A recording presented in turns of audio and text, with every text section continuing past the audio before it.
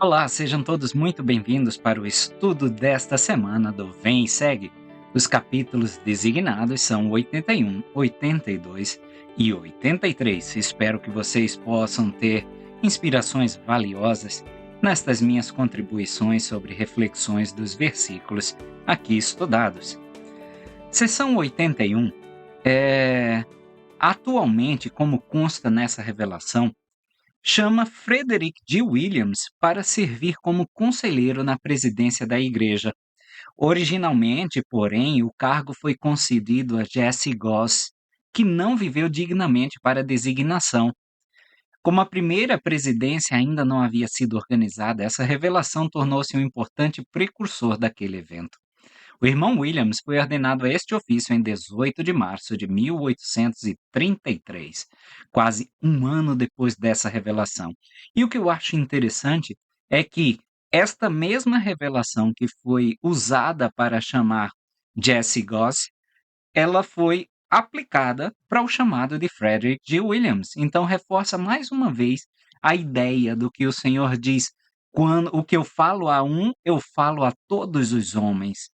Então, se o chamado era esse, se as palavras eram essas, para ser chamado um primeiro conselheiro da igreja ou um membro do conselho da igreja, então é, foi só arriscado o nome de Jesse Goss e colocado de Frederick G. Williams. Parece até o nosso exercício das escrituras quando nós colocamos o nosso próprio nome no nome dos personagens históricos mencionados nos versículos. Então vamos lá, versículo 1 da seção 81. Em verdade eu te digo, meu servo Frederick G. Williams, atende à voz daquele que fala, a palavra do Senhor, teu Deus, e ouve o chamado para o qual és chamado, ou seja, o de sumo sacerdote na minha igreja e conselheiro de meu servo Joseph Smith Jr. Em uma conferência da igreja realizada em Amherst, Ohio, em 25 de janeiro de 1832, o profeta Joseph Smith foi apoiado e ordenado presidente do sumo sacerdócio, ordenação que lhe reconhece o direito de presidir o sacerdócio e servir como presidente da igreja. Jesse Goss e Sidney Rigdon foram escolhidos como seus conselheiros na primeira presidência e ordenados sumos sacerdotes em 8 de março de 1832. Frederick G. Williams foi posteriormente chamado no lugar de Jesse Goss, ocasião em que essa revelação foi dirigida a Frederick G. Williams. Versículo 2. A quem dei as chaves do reino, as quais pertencem sempre à presidência do sumo sacerdócio. As chaves, que são o direito de presidência, pertencem àqueles chamados para presidir os quórums do sacerdócio. Doutrina e Convênios, 107:8. O reino é a igreja de Deus estabelecida na terra. Assim, as chaves do reino constituem a autoridade para presidir a igreja. O direito de presidência ou as chaves do sacerdócio arônico foram restauradas a Joseph Smith e Oliver Cowdery por João Batista em 15 de maio de 1829, como nós podemos ver em Joseph Smith História, versículo 69.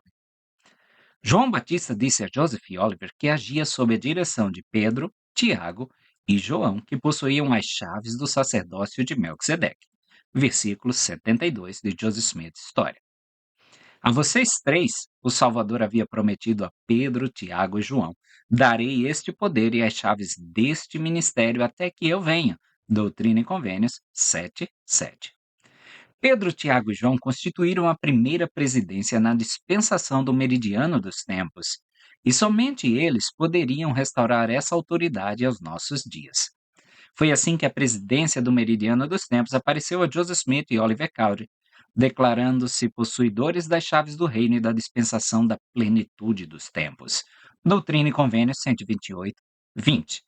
Chaves essas que eles confiariam a esses dois homens. Doutrina e Convênios 27:12 e 13, seção 132, versículo 45. Possuir a presidência do sumo sacerdócio significa presidir os sumos sacerdotes ou presidir todos os que possuem o sacerdócio, seja arônico ou de Melquisedeque. A presidência do sumo sacerdócio, segundo a ordem de Melquisedeque, tem o direito de oficiar em todos os ofícios da igreja. Doutrina e Convênios 107, 9. Eles formam um quórum da presidência da Igreja, Doutrina e Convênios 107 e 22. Grupos que se separam da Igreja reivindicando chaves de natureza superior às conferidas ao profeta, ou chaves que lhes foram conferidas por meio de ordenações secretas, estão em desacordo com essas revelações. Joseph Fielding Smith explicou a relação entre a presidência do sumo sacerdócio e a presidência da Igreja.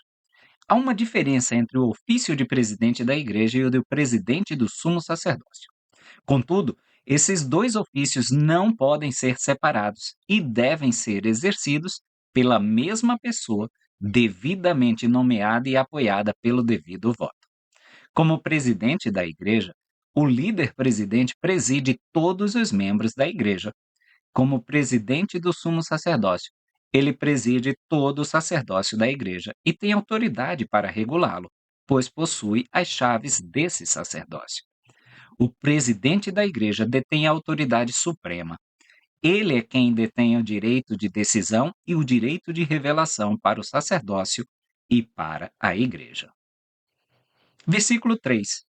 Portanto, em verdade, reconheço-o e abençoá-lo-ei, como também a ti, se fores fiel no conselho, no cargo para o qual te designei, com oração constante, em voz alta e em teu coração, em público e em particular, também em teu ministério, proclamando o evangelho na terra dos vivos e entre teus irmãos.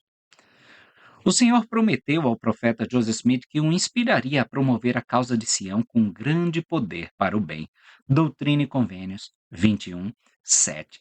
E ele reconhece o chamado de cada um de nós para servir em seu reino e nos abençoará com as ferramentas necessárias para atingirmos esse propósito de promover a causa de Sião com grande poder para o bem. Versículo 4: Assim agindo, farás o maior dos bens a teus semelhantes e promoverás a glória daquele que é teu Senhor. Então, olha, quando o Senhor promete isso para Frederick D. Williams e prometeu para Jesse Goss, tá? Se for fiel no seu chamado, nesse conselho, se continuar em oração constante, em voz alta e em particular, e no ministério, ou seja, proclamando o evangelho entre os vivos aqui da terra, esse é o maior bem que nós podemos fazer à nossa comunidade. Muitas vezes nós tendemos a achar que nossas atitudes diretamente a essas pessoas podem ser o bem maior que nós estamos fazendo. Mas ao cumprirmos com esses desígnios do Senhor, esse é o bem maior que nós estamos fazendo a favor de nosso próximo. Versículo 5: Portanto, sê fiel, ocupa o cargo para o qual te designei, socorre os fracos, ergue as mãos que penem e fortalece os joelhos enfraquecidos. É o nosso chamado. Não importa se somos conselheiros, presidentes ou não temos chamado algum a não ser o de ministradores na igreja. Ocupa esse cargo para o qual fomos designados. E o cargo é socorrer os fracos, erguer as mãos que penem e fortalecer os joelhos enfraquecidos. É nossa obrigação como membros desse reino. Versículo 6: E se fores fiel até o fim, terás uma coroa de imortalidade e vida eterna nas mansões que eu preparei na casa de meu pai. Nenhuma salvação é encontrada no exercício de um ofício específico. Todos os oficiais da igreja, aqueles que ocupam esses ofícios, devem operar sua salvação com temor e tremor, de acordo com os mesmos termos e convênios de todos os outros homens e todos os outros membros. Na igreja e no reino de Deus, todos são iguais quanto aos seus direitos de receber as bênçãos e os poderes do céu. A história de Jesse Goss é instrutiva. Esse homem, chamado para uma posição de confiança, simplesmente não atendeu ao chamado. Convidado a estar entre os nobres e grandes, ele simplesmente recusou. Hoje, seu nome é lembrado apenas por aqueles que têm um amor especial pelos detalhes da história da igreja.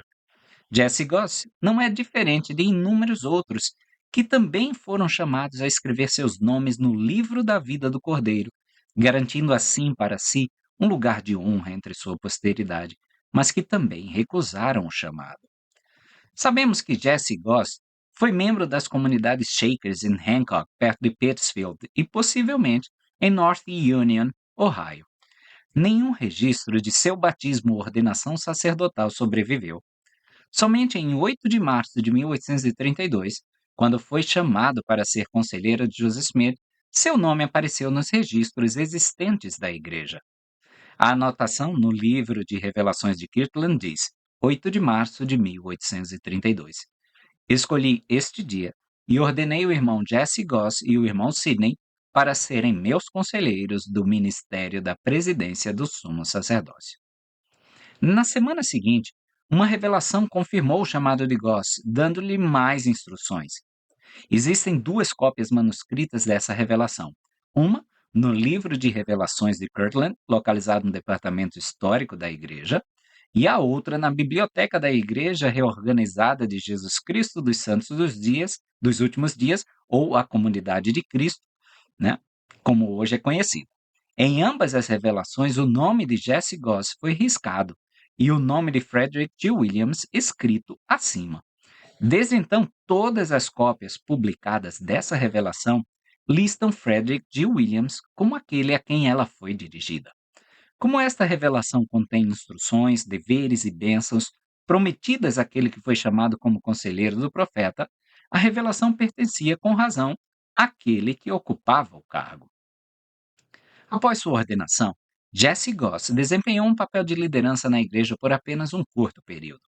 Em abril de 1832, acompanhou Joseph Smith, Neil K. Whitney e Peter Whitmer Jr. em uma viagem ao Missouri.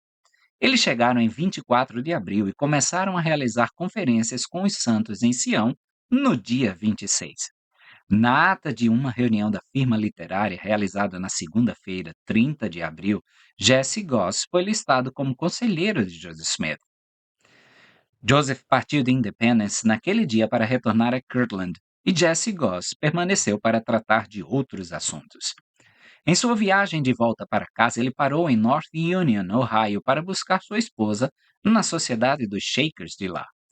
Um ancião dessa comunidade Shaker, Matthew Houston, escreveu uma carta a seu amigo Seth Y. Wells, que era membro do bispado Shaker em New Lemmon, sobre a vã tentativa de Jesse Goss de se reunir com sua esposa.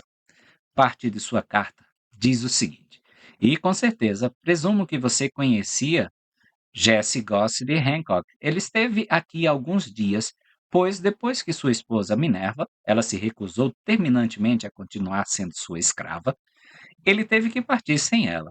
Embora tentasse o que a lei pudesse fazer por ele, ficou muito furioso e ameaçou tirar o filho de Minerva. Ela o presenteou com ele, mas ele partiu sem ele e ela. Ele ainda é mórmon e é o segundo depois do profeta ou vidente, Joseph Smith. Este estado de exaltação pode ajudá-lo a se firmar ou mantê-lo longe de nós por mais um tempo. Pelo que me alegro profundamente, pois ele é certamente o mais vil dos homens. Mas Minerva certamente se comportou com astúcia até agora. Não encontramos nenhuma falha nela. De qualquer forma, ela interrompeu o velho Jesse com muita gentileza, e ele sentiu isso até a medula. Um item importante na carta é a referência a Jesse Goss sendo o segundo depois do profeta ou vidente Joseph Smith. Ao retornar a Kirtland, Jesse foi chamado para servir missão com Zebedee Coltrane. Começaram a jornada em 1º de agosto de 1832 e viajaram até o dia 19, quando Coltrane decidiu retornar a Kirtland devido a fortes dores de cabeça. Depois de orarem um com o outro e um pelo outro, separaram-se. Jesse Goss continuou para o leste e desapareceu da história da igreja para nunca mais retornar.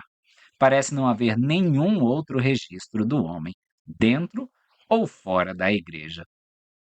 Então, nós podemos ver aí o triste fim, talvez, de Jesse Goss, tá? De ter deixado essas coisas com as quais ele foi confiado, e acontece o mesmo conosco. Às vezes nós deixamos de lado coisas com que o Senhor nos confiou, e aí a gente termina se perdendo pelos caminhos do mundo. Infelizmente, isso aconteceu com Jesse Goss. Vamos para a seção 82. Em obediência ao mandamento do Senhor de sentar-se em conselho com os santos que estão em Sião, Como vimos na seção 78, versículo 9, o profeta Joseph Smith, Sidney Rigdon, Neil K. Whitney e Jesse Goss chegaram ao condado de Jackson, Missouri, em 24 de abril de 1832. Referimos-nos a essa conferência nos comentários da seção 81. O propósito dessa visita era estabelecer uma filial da firma unida no Missouri, de acordo com o mandamento do Senhor. Nessa ocasião, Joseph reuniu-se com os irmãos em um conselho de sumos sacerdotes. Depois que o profeta Joseph Smith foi reconhecido pelos sumos sacerdotes na terra de Sião como presidente do sumo sacerdócio, Sidney Rigdon leu o mandamento de Deus para organizar a firma unida tanto em Ohio quanto no Missouri. O profeta registrou que, durante o intervalo, uma dificuldade ou desentendimento que existia entre o bispo Partridge e o elder Rigdon foi amigavelmente resolvida, e quando nos reunimos à tarde, todos os corações pareciam se alegrar. E recebi o seguinte. Versículo 1. Em verdade vos digo, meus servos, que como vos tendes perdoado uns aos outros vossas ofensas, assim também eu, o Senhor, vos perdoo. O Senhor ensinou: bem-aventurados os misericordiosos, porque eles alcançarão misericórdia. Mateus 5, 7. Porque se perdoardes aos homens as suas ofensas que vos ofenderam, ensinou ainda o Salvador, vosso Pai Celestial também vos perdoará. Mas se não perdoardes aos homens as suas ofensas, também vosso Pai Celestial vos perdoará as vossas ofensas. Como mencionado na introdução, antes de receber essa revelação, Sidney Rigdon e o bispo Partridge reconciliaram-se após meses de mal-entendidos e ressentimentos. No novembro anterior, o irmão Rigdon havia escrito uma carta aos santos do Missouri, acusando o bispo Partridge de fraudar fundos, insultar o profeta e assumir autoridade sobre ele. O bispo Partridge confessou suas falhas em uma conferência especial no Missouri em 10 de março de 1832. A seu pedido, o Conselho de Sumos Sacerdotes da Igreja no Missouri escreveu uma carta ao irmão Rigdon, respondendo às acusações e pedindo perdão àqueles a quem o bispo havia ofendido, com a garantia de que ele confessaria seus erros a Sidney quando a ocasião se apresentasse. Versículo 2. Contudo, há entre vós alguns que pecaram muito. Sim, todos vós pecastes, mas em verdade vos digo: acautelai-vos daqui em diante. Abstende-vos do pecado para que dolorosos julgamentos não vos recaiam sobre a cabeça. O Espírito do Senhor não pode habitar em tabernáculos impuros. Aquele que não se arrepender, declarou o Senhor, até a luz que recebeu lhe será tirada, pois meu Espírito não lutará para sempre com o homem. Doutrina e Convênios 1:33. Aqueles que pecam sempre colherão o que semearam. Assim, os santos em Sião foram avisados de que, se não se arrependessem, o Senhor os castigaria de acordo com suas obras, com graves aflições, com pestilência, com pragas, com espada, com vingança, com fogo devorador. Doutrina e Convênios 97:26. Um espírito crítico que se inclinava a difamar os ungidos do Senhor tornou-se comum, como evidenciado pela seguinte carta escrita pelo profeta W. W. Phelps após seu retorno ao Ohio. Recebemos uma carta do irmão John Carl Corral, escrita pelo irmão Sidney Gilbert depois que chegamos em casa vindos de Indiana, que chegou aqui antes de nós. Mas o que continha ela? Soubemos pela carta do irmão John que o diabo havia começado a trabalhar para nos recompensar, incitando seus corações, refiro-me àqueles que estavam envolvidos nessa iniquidade, ao remexer em cada falha que aqueles olhos cheios de vigas pudessem ver ao procurar argueiros nos olhos daqueles que trabalham com corações ternos e devotos continuamente por sua salvação. Tais problemas entre os santos acabaram levando à sua expulsão do condado de Jackson, Missouri. Embora os irmãos em Sião parecessem ter se arrependido de seus sentimentos negativos contra o profeta Joseph Smith e os líderes em Ohio, eles não deram ouvidos à advertência do Senhor nessa revelação e permitiram que Satanás tivesse influência sobre eles. Uma revelação posterior alertou que eles se arrependerão de suas más obras passadas, porque eles serão repreendidos por seu coração maligno e de incredulidade, e vossos irmãos em Sião, por sua rebelião contra vós na época em que vos enviei. Doutrina e Convênios 84:76. Orson Hyde e Hiram Smith identificaram os detalhes dos problemas em uma carta que escreveram aos líderes da igreja no Missouri. Na época em que Joseph, Sidney e Newell deixaram Sião, todas as questões difíceis e de mal-entendidos estavam resolvidas e enterradas, como eles supunham, e vocês os ajudaram em comunhão.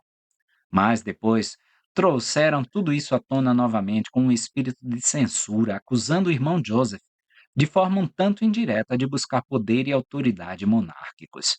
Sabemos que não é isso que o irmão Joseph busca, mas sim magnificar o alto cargo e chamado para o qual foi chamado e designado pelo mandamento de Deus e pela voz unida desta igreja. Esse espírito de crítica e ressentimento acabou contribuindo para a expulsão dos santos de Sião, uma vez que o espírito maligno entrou no coração dos santos e os levou a falar contra o profeta, também levou os santos do Missouri a criticarem uns aos outros. O Senhor se referiu a esses problemas em uma parábola sobre um povo que não conseguiu construir uma torre de vigia, explicando por que os santos sofreram perseguições tão severas no condado de Jackson, que foram, de fato, julgamentos severos. E enquanto discordavam uns dos outros, tornaram-se muito preguiçosos e não deram ouvidos aos mandamentos de seu Senhor. Doutrina e Convênios 101, 50. Os julgamentos de Deus caíram sobre os santos do Missouri e os castigaram gravemente. O conselho do Senhor neste versículo serve como uma advertência séria a todos os santos de qualquer época, de que o Senhor não se agrada daqueles que julgam mal as motivações dos outros e abrigam sentimentos ruins em seus corações, impedindo que o Espírito do Senhor permaneça com eles. Versículos 3 e 4. Porque a quem muito é dado, muito é exigido. E o que pecar contra a luz maior receberá a condenação maior. Invocais meu nome pedindo revelações, e eu vou-las dou. E se não guardais minhas palavras, as quais vos dou, vós vos tornais transgressores. E justiça e julgamento são a penalidade afixada pela minha lei. Os membros da igreja às vezes são culpados dos mesmos pecados que afligem o homem decaído em geral, disse o elder Bruce A. McConkie. Quando são, sua condenação é maior do que seria de outra forma, devido à sua maior luz e conhecimento. Além disso, muitos atos se tornam pecaminosos para os santos, atos que não seriam considerados assim se não tivessem assumido as obrigações do Evangelho. A respeito daqueles que pecam contra a luz maior, o livro de Mórmon nos ensina assim. Podemos discernir claramente que depois que um povo foi iluminado pelo Espírito de Deus e adquiriu grande conhecimento das coisas pertinentes à retidão, e depois caiu em pecado e transgressão, torna-se mais endurecido, e assim seu estado se torna pior do que se nunca tivesse conhecido essas coisas. Alma 24, 30. Versículo 5. Portanto, o que digo a um, digo a todos: vigiai, porque o adversário espalha seus domínios e as trevas reinam. Este é um dia de grande iniquidade, pois Satanás busca estender seu poder por todo o mundo em oposição ao reino de Deus. Basta ver hoje como o alcance da rede mundial de computadores, a internet, tem aumentado esse domínio de Satanás por meio de discursos de ódio, por meio de discriminações, por meio de talvez desafios que não têm sentido algum e que estão ceifando vidas humanas e por aí vai. Falando dos últimos dias, Nefe escreveu: naquele dia ele se enfurecerá no coração dos filhos dos homens e os incitará à ira contra o que é bom. E a outros ele apaziguará e os embalará na segurança carnal, para que digam: tudo vai bem em Sião. Sim, Sião prospera, tudo vai bem. E assim o diabo engana suas almas e os conduz cuidadosamente para o inferno. Segundo Nefe 28, 20 e 21. Versículos 6 e 7. E a ira de Deus está acesa contra os habitantes da terra, e ninguém faz o bem, pois todos se desviaram do caminho. E agora em verdade vos digo: eu, o Senhor, não vos atribuirei pecado algum. Segui vossos caminhos e não pequeis mais. Mas a alma que pecar, retornarão aos pecados passados, diz o Senhor vosso Deus. O elder Spencer W. Kimball explicou: voltar ao pecado é extremamente destrutivo para o moral do indivíduo e dá a Satanás outra chance de dominar sua vítima. Aqueles que acham que podem pecar e ser perdoados e depois voltar a pecar e ser perdoados repetidas vezes, precisam corrigir seu modo de pensar. Cada pecado previamente perdoado é adicionado ao novo e ao todo se torna um fardo pesado. Assim, quando um homem decide mudar de vida, não deve haver retorno. Qualquer reversão, mesmo que pequena, é muito prejudicial para ele. Então, podemos pensar da seguinte forma: uma reversão àquele pecado original cometido significa dizer que o processo de arrependimento não foi completo, ou seja, que aquela pessoa não se arrependeu totalmente. Portanto, aquele primeiro pecado ainda permanece nela. É esse o sentido dessa escritura de que os passados pecados retornarão, porque eles não foram devidamente arrependidos, portanto, não podem ser devidamente perdoados. Versículo 8: e também vos digo, dou-vos um novo mandamento para que compreendais a minha vontade concernente a vós. A gente precisa conhecer o que que o Senhor espera de mim. O que que o Senhor deseja que eu faça. Não é simplesmente ler as escrituras ou saber decorar as ordens do Senhor. Temos que compreender, entender. Ou, em outras palavras, versículo 9: dou-vos instrução sobre como agirdes perante mim, a fim de que isso se transforme em vossa salvação. Além de compreender, nós devemos fazer, devemos cumprir, agir. Versículo 10: eu, Senhor, estou obrigado quando fazeis o que eu digo, mas quando não o fazeis, não tendes promessa alguma. Escritura famosa. Ambas as partes devem cumprir os termos acordados para que um convênio seja eficaz e válido. Se uma das partes quebra o convênio, a outra parte não terá obrigação nenhuma de honrar as promessas feitas. Para que os santos recebam as bênçãos do estabelecimento de Sião, devem ser obedientes à lei na qual essas bênçãos se baseiam. Versículo 11. Portanto, em verdade vos digo que é preciso que meus servos Edward Partridge e Neil K. Whitney, Sidney Gilbert e Sidney Rigdon, e meu servo Joseph Smith, e John Whitman e Oliver Cowdery e W. W. Phelps e Martin Harris se unam em vossas diversas mordomias por um vínculo e convênio que não se desfaça por transgressão, sem que isso cause julgamento imediato. No dia seguinte, o conselho de irmãos a quem essa revelação foi dada se reuniu novamente e determinou que os nomes das filiais da firma unida em Ohio e Missouri seriam Gilbert, Whitney and Company and Zion, e Neil K. Whitney e Company and Kirtland. A partir da primeira impressão desta revelação, em 1835, os nomes das pessoas mencionadas neste versículo não foram publicados. Suas identidades foram ocultadas pelo uso de nomes incomuns em vez dos seus próprios. O elder Orson Pratt explicou: os nomes que foram incorporados quando o livro foi impresso não existiam quando as revelações do manuscrito foram dadas, pois eu mesmo os vi. Alguns deles eu copiei.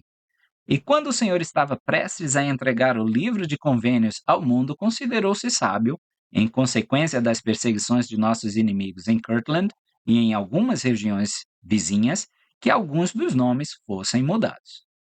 As edições de Doutrina e Convênios anteriores a 1981 deram os seguintes nomes no lugar dos nomes dos irmãos: Alan, para Edward Partridge; Asda, Neil K. Whitney; Malalel, Sidney Gilbert; Pelagoran, Sidney Rigdon; Gazelam, Joseph Smith; Horá, John Whitmer; Olaya, Oliver Cowdery; Salemanases, W. W. Phelps; e Mahamson, Martin Harris.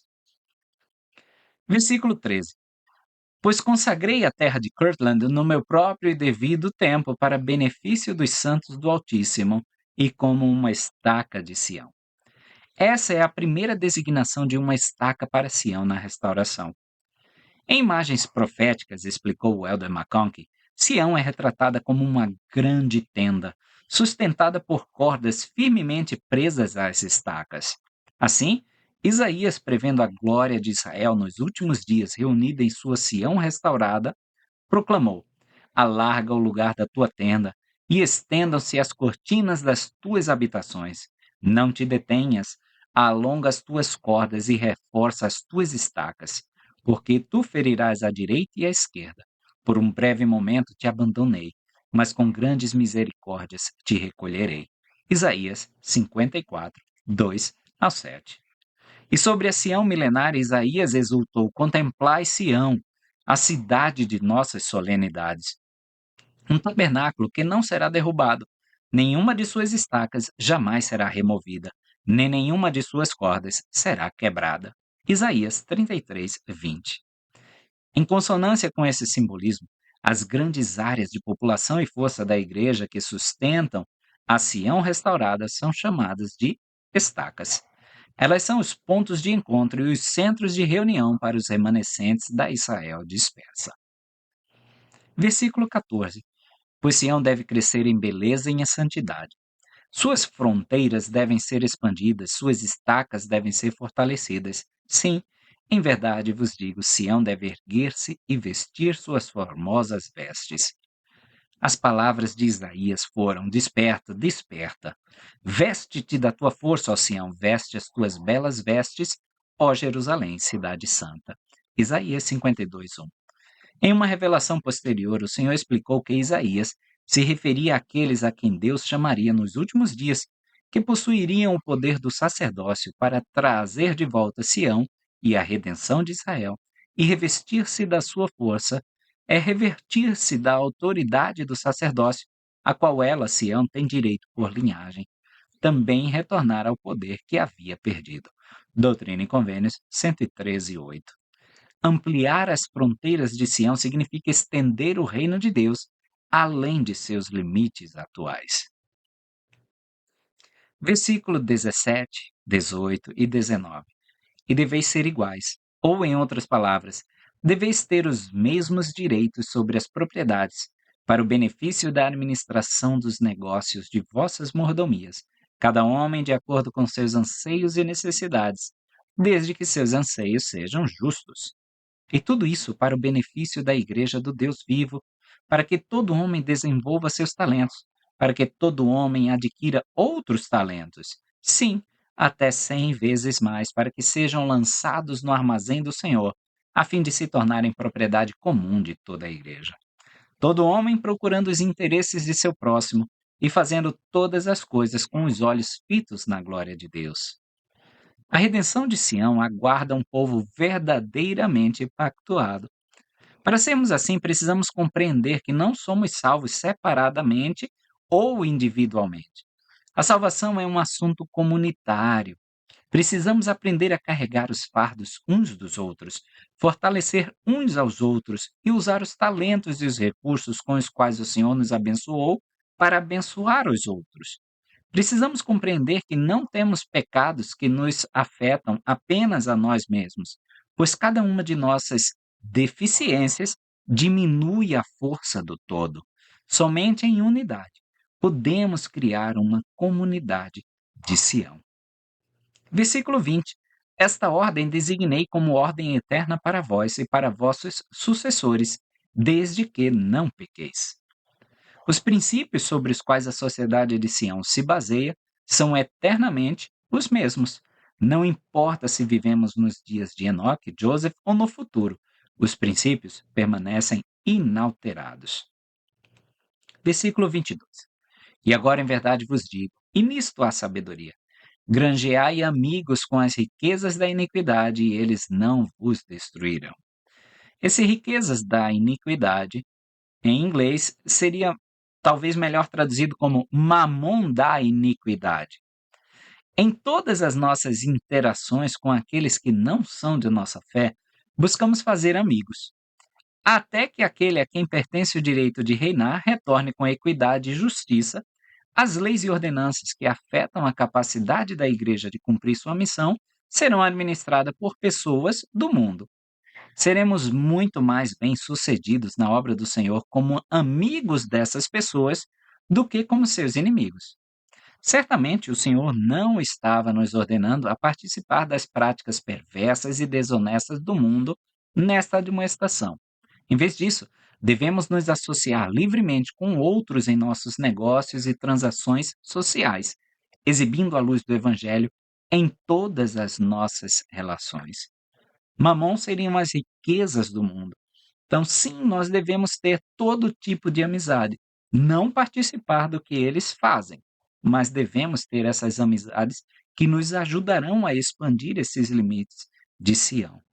Versículo 23. Deixai o julgamento somente para mim, porque ele é meu e eu recompensarei. A paz seja convosco continuem minhas bênçãos. E olha no versículo 24: pois o reino é vosso e selo-á para sempre, se não abandonardes vossa perseverança. Assim seja. Amém. O Senhor conta com o nosso desejo até o final de servi-lo fielmente. E no final, o julgamento será só dele.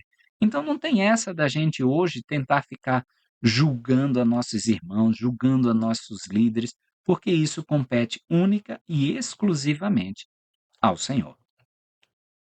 Seção 83. No dia 27, realizamos negócios consideráveis para a salvação dos santos que estavam se estabelecendo entre um grupo feroz de insurgentes, como cordeiros entre lobos. Meu objetivo era organizar a igreja de tal forma que os irmãos pudessem, eventualmente, se tornar independentes de qualquer obstáculo sob o reino celestial, por laços e convênios de amizade e amor mútuos. Isso é Joseph Smith falando sobre essa sessão. Nos dias 28 e 29, visitei os irmãos acima do rio Big Blue, no município de Caw, a poucos quilômetros a oeste de Independence, e recebi uma recepção que só é conhecida por irmãos e irmãs unidos como um só na mesma fé, pelo mesmo batismo e apoiados pelo mesmo Senhor. O ramo de Collinsville, em particular, regozijou-se como os antigos santos fizeram com Paulo. É bom regozijar-se com o povo de Deus. No dia 30, retornei à Independence e novamente me sentei em conselho com os irmãos e recebi o seguinte. Versículo 1 e 2. Em verdade, assim diz o Senhor: como acréscimo às leis da igreja, seção 42, né, concernente às mulheres e crianças que pertencem à igreja e que perderam seus maridos ou pais, a mulher tem o direito de receber do seu marido o seu sustento, até que o seu marido lhe seja tirado. E se não for considerada transgressora, terá participação na igreja. O apóstolo Paulo escreveu: se alguém não cuida dos seus, especialmente dos da sua casa, negou a fé, e é pior do que o infiel. 1 Timóteo 5, 8. Este é o direito divino de uma esposa e mãe, explicou o presidente Asa Taft Benson. Enquanto ela cuida e sustenta os filhos em casa, o marido ganha o sustento da família, o que torna esse sustento possível. Em um lar onde há um marido fisicamente capaz, espera-se que ele seja o ganha-pão. Às vezes ouvimos falar de maridos que, devido às condições econômicas, perderam o emprego e esperam que as esposas saiam de casa e trabalhem, mesmo que o marido ainda seja capaz de sustentar a família.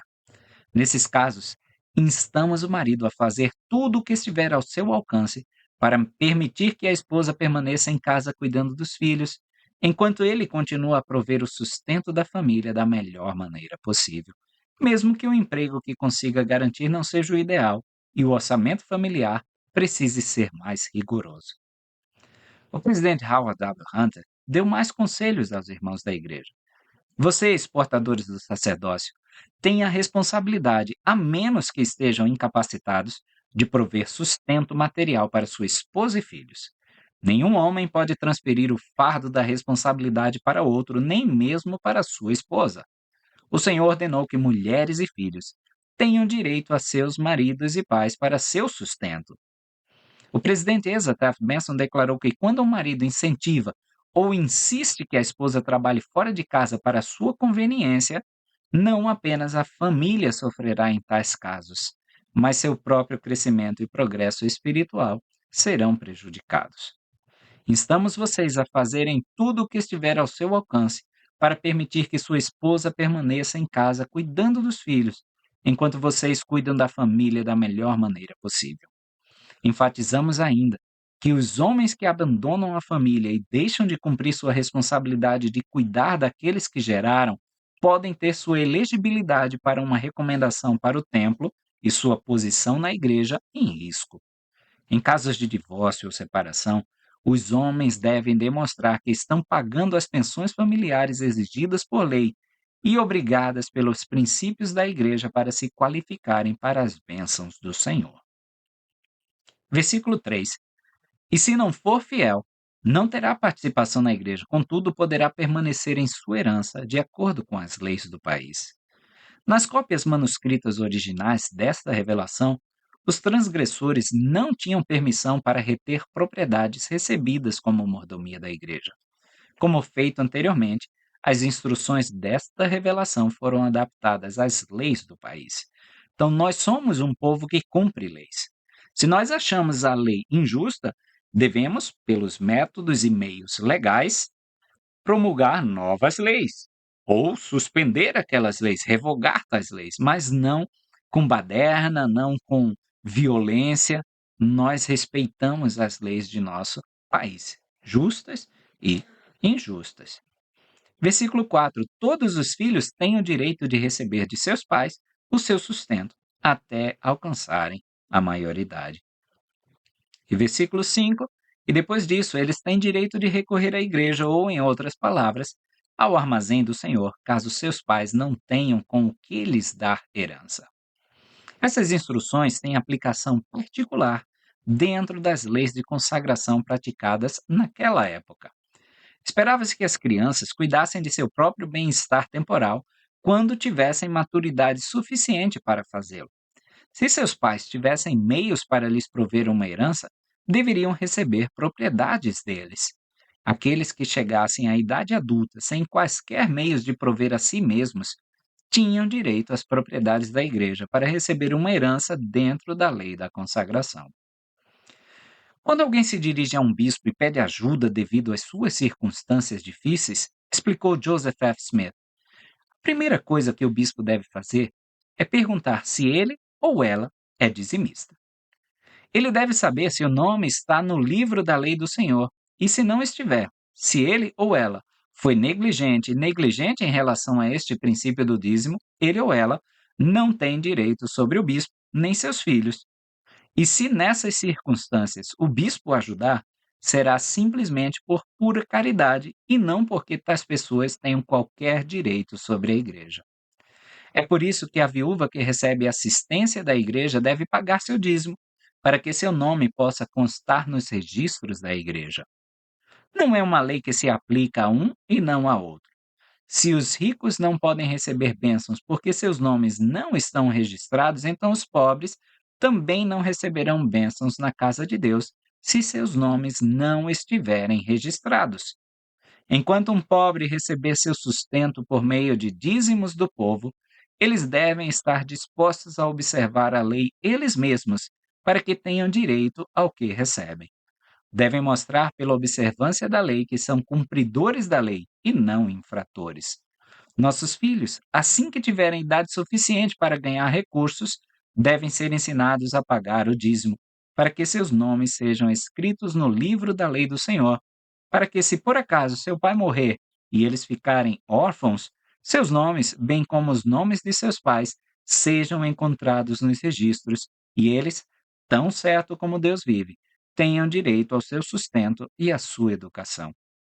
É nosso dever cuidar dessas crianças e garantir que tenham a mesma oportunidade que aqueles que são mais favorecidos por terem pais que cuidem delas. Versículo 6: E o armazém deverá ser mantido pelas consagrações da igreja, e prover-se-á a subsistência das viúvas e dos órfãos, como também dos pobres. Amém. A religião pura e imaculada para com Deus, o Pai, é esta, escreveu Tiago: visitar os órfãos e as viúvas nas suas tribulações. Tiago 1:27. Na antiga Israel, o Senhor ordenou que se tivesse cuidado especial com as necessidades das viúvas. Aqueles que cuidavam das viúvas recebiam a promessa de que seriam abençoados em todos os seus negócios. Deuteronômio 14:29. E esses são os comentários dessas sessões designadas para doutrina e convênios. Se alguém tiver alguma dúvida, pode escrever nos comentários, que responderemos a todas elas, para que nosso entendimento possa ser bem claro sobre as leis do reino de Deus.